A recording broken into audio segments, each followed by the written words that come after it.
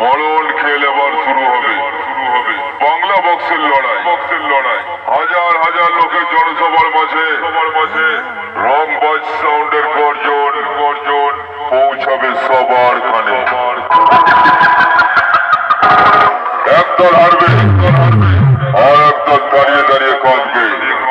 তারই মাঝে ফিরিঙ্গে গলসি পূর্ব বর্ধমানের রংবাজ সাউন্ড ট্রফি নিয়ে নাচবে।